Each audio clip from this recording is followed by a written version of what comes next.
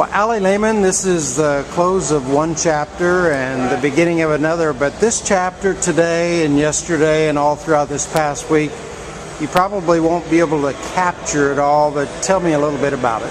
I mean, this experience has been one of the greatest I've ever experienced in my entire life, and it's something I'll never forget. These great players, we played AAU together, we played against each other, but now we're uniting, playing for Indiana, and I mean, words can't even describe how great of an experience this has been to represent everybody of Indiana.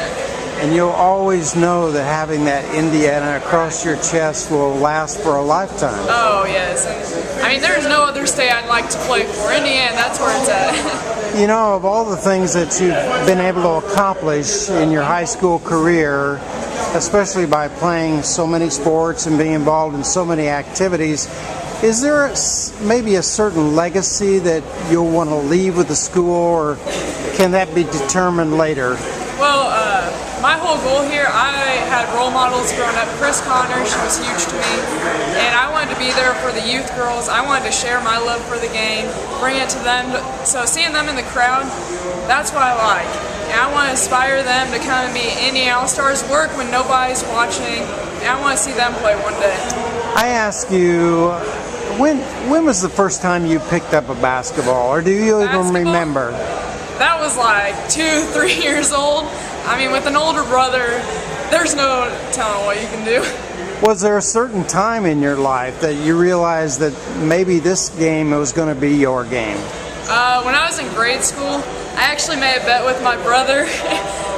We made a $50 bet that I was going to make it to the WNBA one day, and he kept saying, like, oh no, you'll never make it. So man, now it's completely opposite. I'm like, man, I don't know if I can make it. And he's the biggest supporter I have. He's out there saying, you got this, and I'm owing you $50 in the next 10 years.